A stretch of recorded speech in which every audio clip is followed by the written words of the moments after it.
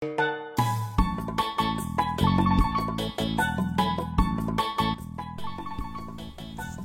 para rekan-rekan pemerhati sejarah, serta anak-anakku para peserta didik, calon penerus bangsa yang unggul. Kita bertemu kembali di channel Historia Jalan-Jalan, channel yang membahas tentang konten-konten kesejarahan. Salam Historia. Pada kesempatan kali ini, saya menyempatkan untuk singgah ke salah satu museum. Sebuah museum purbakala yang letaknya tidak jauh dari Jalan Raya Bogor Lewiliang ini menjadi saksi sejarah akan keberadaannya aktivitas kehidupan manusia purba yang pernah tinggal di daerah tersebut.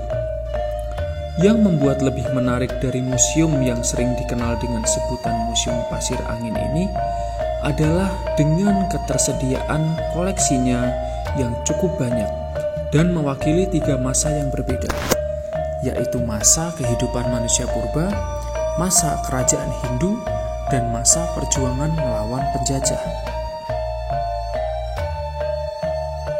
Situs Pasir Angin sendiri ditemukan pada tahun 1957 dan pernah diteliti dalam kurun waktu 1970 hingga 1975 oleh tim Pusat Penelitian Arkeologi Nasional di bawah pimpinan R.P. Sujono. Hasil ekskavasi ditemukan artefak-artefak yang dibuat dari batu, besi, perunggu, tanah liat, obsidian, kaca, dan gerabah. Kegiatan ekskavasi pun dihentikan oleh pemerintah kala itu pada tahun 2003 dengan alasan anggaran yang semakin menipis. Museum Pasir Angin sendiri berlokasi tidak jauh dari Jembatan Lewiliang. Secara administratif, museum yang berdiri di bukit kecil ini masuk ke dalam wilayah Desa Cemplang, Kecamatan Cibungbulang, sekitar 12 km ke barat dari Kota Bogor. Maksud awal dari pendirian bangunan ini adalah hanya diperuntukkan untuk menyimpan hasil-hasil penelitian yang notabene jumlahnya cukup banyak. Namun, seiring berjalannya waktu, ditingkatkan fungsinya menjadi museum sehingga dapat dikunjungi oleh masyarakat luas. Tidak perlu berlama-lama lagi, ikuti saya dan langsung saja kita menuju lokasi. Sampai di depan gerbang lingkungan museum, ada 2 plang yang menunjukkan nama kawasan museum, dan yang kedua adalah aturan negara tentang larangan-larangan dan peraturan-peraturan perlindungan benda-benda cagar budaya. Di dalam gerbang awal, kita langsung disuguhkan banyaknya anak tangga yang tersusun rapi yang seakan-akan dengan sengaja mengarahkan kita untuk terus berjalan hingga sampai ke pintu gerbang selanjutnya. Namun, dengan banyaknya anak tangga batu tersebut tidak lantas membuat perjalanan menuju museum itu terasa sangat melelahkan dan menjenuhkan. Karena di sepanjang perjalanan menapaki anak tangga, tersaji pemandangan rerimbunan pohon besar yang sungguh menyegarkan mata dan menenangkan pikiran. Belum sampai kaki memijakkan langkahnya di ujung tangga terakhir, pengunjung dikagetkan dengan keberadaan arca Dwarapala yang diletakkan di dekat jalur jalan sebelah kiri. Arca yang kemungkinan adalah tinggalan masa Hindu, yaitu zaman kerajaan Tarumanegara, kini diletakkan di luar karena menyesuaikan dari esensi pembuatannya sendiri, yaitu sebagai arca penjaga gerbang kuil, candi, dan juga tempat-tempat sakral lainnya.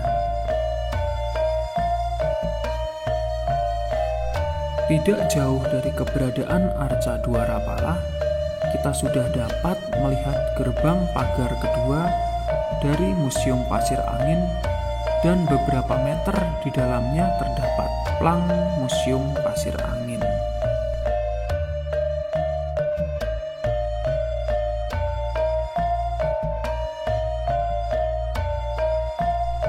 Di dalam kawasan museum, kita masih bisa melihat rimbunnya pohon-pohon besar dan tanah lapang dengan patok-patok kecil yang tertanam di sekitaran museum. Pada awalnya, patok-patok ini saya kira adalah barisan batu-batu nisan. Namun, kemudian untuk menghilangkan rasa penasaran saya pun bertanya pada penjaga museum. Menurut hasil wawancara dengan Bapak Saifullah, selaku penjaga Museum Pasir Angin, menerangkan bahwa patok-patok ini merupakan penanda bekas lubang-lubang ekskavasi dari para peneliti sebelumnya. Oke, akhirnya sampailah kita pada Museum Pasir Angin, dan inilah tampak depan dari Museum Pasir Angin ini sendiri. Namun, jangan buru-buru untuk masuk ke museum, karena masih ada beberapa hal menarik yang perlu kita telusuri dan kaji tentunya pada bagian luar museum. Adalah sebuah batuan monolit yang menjadi bukti adanya suatu peristiwa tradisi masa lalu.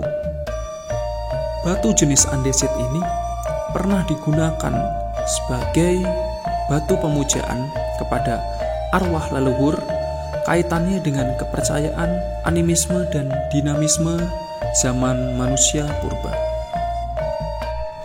Dari proses penggalian dapat disimpulkan bahwa berbagai barang yang ditemukan nyatanya ada di sekitaran batu dan berkumpul membujur dari sebelah barat ke timur. Hal ini mengindikasikan bahwa berbagai kegiatan ritual di Bukit Pasir Angin ini terpusat pada batu ini. Hal ini dilakukan seperti halnya dengan perjalanan matahari. Timur dengan terbitnya matahari melambangkan kelahiran atau kehidupan. Begitupun sebaliknya, dengan barat melambangkan kematian. Masuk ke bagian dalam bangunan museum, kita bertemu dengan Pak Saifullah selaku perawat dan salah satu penjaga museum. Di balik dari segala keterbatasan dalam pengelolaan, beliau menyambut tamu dengan sangat baik dan tentunya ramah. Sudah lama beliau mengabdi, dan belum lama baru ada kepedulian pemerintah akan kesejahteraannya dengan mengangkat beliau menjadi pegawai negeri sipil. Beliau mengajak saya berkeliling museum, dan saya cukup kaget dibuat takjub akan koleksi dari Museum Pasir Angin ini. Sederhana namun cukup lengkap, dan saya pun dibuat terheran-heran. Ternyata di wilayah Bogor ada tempat berupa museum yang menyimpan hasil-hasil temuan peninggalan manusia purba. Karena jika bagi orang awam, ketika menyebut istilah manusia purba, mungkin daerah yang terlintas adalah Sangiran, Pacitan, atau bahkan Gilimanuk. Belum pernah atau jarang orang menyebut Bogor sebagai pusat peninggalan manusia purba. Di sebelah kiri dari pintu masuk, kita dapat menikmati koleksi pertama museum ini, yaitu golok besi melengkung dan fragmen perunggu yang diperkirakan merupakan peninggalan zaman Perundagian atau zaman logam. Dengan ditemukannya peninggalan perunggu, dapat membuktikan bahwa manusia purba di daerah ini sudah maju dan dapat memanfaatkan logam sebagai alat bantu dalam kehidupannya sehari-hari. Beralih pandang ke sebelah kanan, tampak jajaran arca batu tersusun rapi dekat sudut ruangan, memamerkan koleksi peninggalan kerajaan Tarumanegara yang bercorak Hindu. Arca-arca ini bukanlah hasil temuan dari ekskavasi di Pasir Angin, namun merupakan temuan-temuan dari luar Pasir Angin dan sengaja dititipkan di Museum Pasir Angin untuk menyelamatkan temuan yang terancam hancur ini, karena tempat semula sudah menjadi tempat usaha penambangan batu. Langsung saja kita tengok satu persatu. Pertama, patung petapa dengan mata melotot, taring dan sebuah kalung ular. 2 tengkorak di antara kakinya. Patung ini hanya menyisakan kepalanya saja.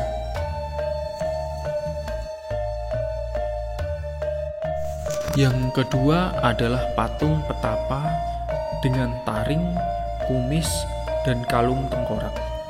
Patung ini kenampakannya hanya menyisakan bagian kaki saja.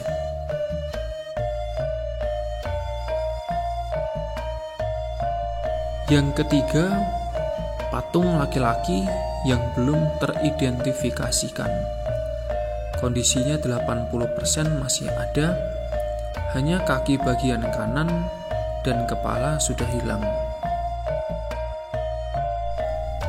Patung yang keempat adalah patung seorang petapa tanpa kepala. Kemungkinan memegang setangkai bunga atau alat serupa bunga. Kondisinya hanya menyisakan bagian kaki saja. Patung yang kelima, patung ini juga memiliki kemiripan dari patung sebelumnya, yaitu patung keempat. Bahkan sejak diketemukan oleh kolonial, kondisi patung ini sudah cukup rusak. Patung dengan kenampakan seorang petapa tanpa kepala yang kemungkinan memegang setangkai bunga ini tersimpan di Museum Pasir Angin dengan hanya menyisakan sebagian kecil dari kakinya saja.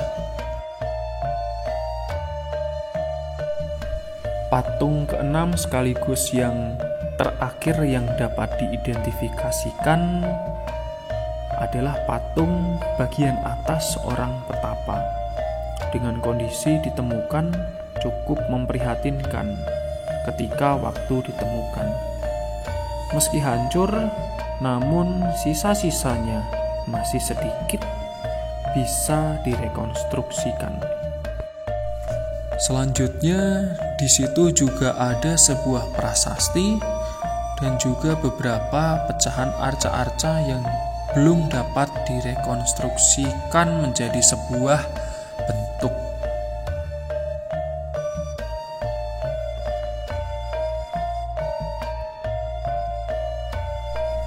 Dari keenam arca yang dipamerkan di dalam, masih ada arca yang termasuk di bagian kanan dan kiri pintu masuk, serta arca dua rapala di taman. Menurut kabar, ada sekitar 10 arca yang sengaja memang dipindahkan pada waktu itu. Tepatnya pada tahun 1984,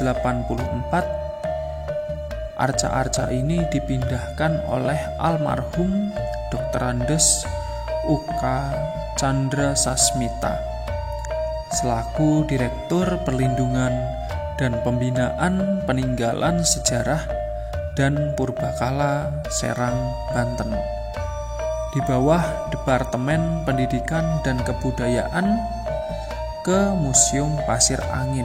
dari lubang gua Bukit Kapur, Ciampea.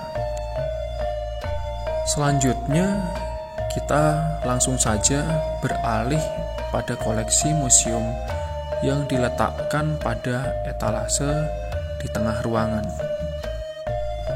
Terlihat sebuah poster yang cukup besar memperlihatkan gambar sebuah topeng emas. Topeng ini adalah maskot dari museum ini. Kegunaannya pada waktu zaman manusia purba dijadikan sebagai bagian dari ritual pemakaman dengan tata cara memasangkan topeng ke wajah jasad dengan tujuan harapannya adalah semoga arwahnya tenang dan tidak gentayangan di dunia. Demi keamanan, topeng ini dipindahkan dan tidak disimpan di Museum Pasir Angin. Selanjutnya, ada beberapa kapak corong yang ditemukan di sekitaran batu monolit. Diduga sebagai bagian dari ritual manusia purba. Ada pula tongkat perunggu, bandul kalung perunggu, serta candrasa. Ada juga terakota dengan pola hias sisir dan juga anyaman.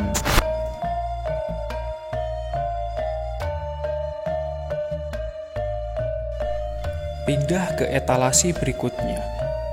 Ada beliung persegi.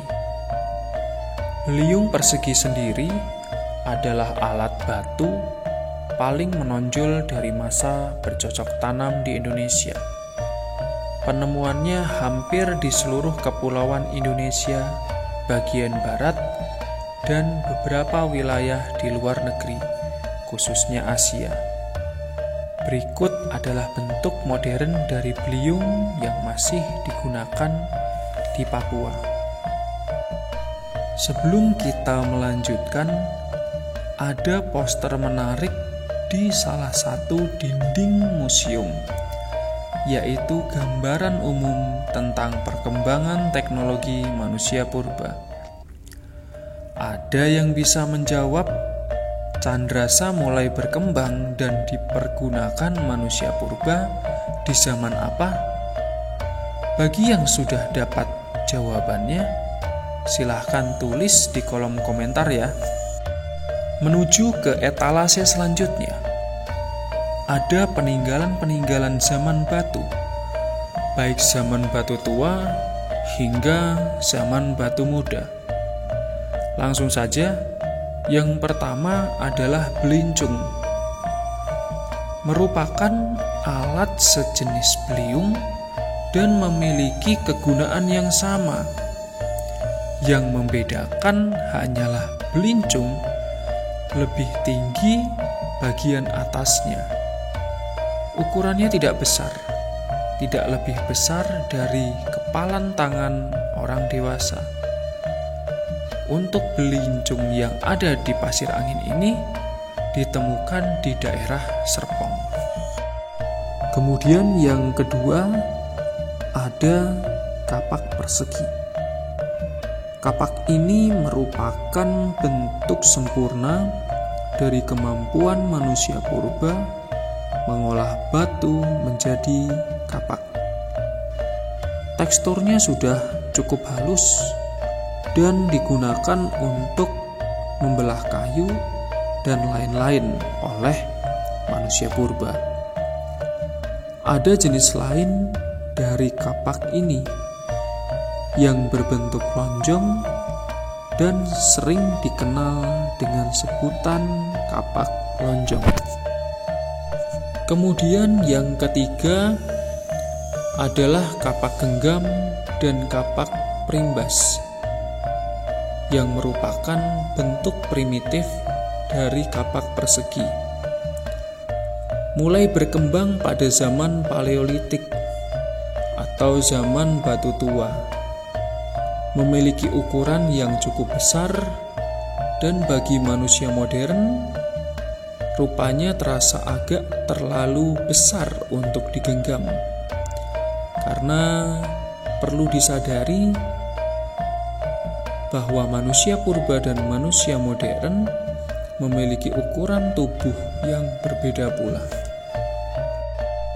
Ada pula manik-manik dan sisa pecahan botol gerabah yang diduga berasal dari Cina, tepatnya pada waktu dinasti Song berkuasa pada abad 12 sampai 14. Perlu diingat bahwa wilayah ini merupakan jalur perniagaan internasional yang cukup ramai di kala itu, sehingga bukan tidak mungkin jika ditemukan benda-benda yang diproduksi dari luar Bogor, bahkan sampai ke luar negeri. Di etalase terakhir ini, kita disuguhkan beberapa serpihan-serpihan gerabah, golok besi zaman peperangan, dan juga keramik-keramik, serta beberapa batuan kecil yang diduga merupakan alat serpih yang pernah digunakan manusia purba pada waktu itu, serta sisa-sisa potongan batu bekas pembuatan kapak oleh manusia purba. Di samping etalase terakhir terdapat rak literasi sebagai sumber tertulis tentang keberadaan situs purbakala di Pasir Angin, serta beberapa dokumentasi foto-foto peperangan rakyat Lewiliang ketika kala itu melawan penjajah. Demikian sedikit ulasan tentang Museum Pasir Angin. Semoga ada ilmu yang bisa diambil dan semoga semakin menggugah rasa penasaran masyarakat sekitar sehingga mau menyempatkan diri untuk singgah bareng sejenak ke Museum Pasir Angin.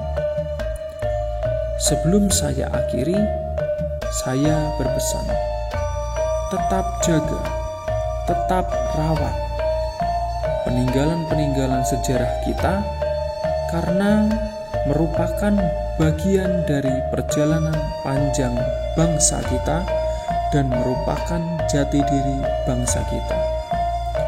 Kalau bukan kita yang menjaga dan tentunya merawat, lantas siapa lagi?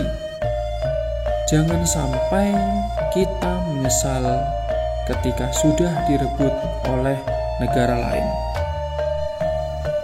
Jangan lupa like, komen, dan subscribe untuk membantu mengembangkan channel ini agar semakin baik. Sampai jumpa di konten selanjutnya. Tetap semangat, tetap percaya bahwa kita bisa, dan salam Historia. Terima kasih.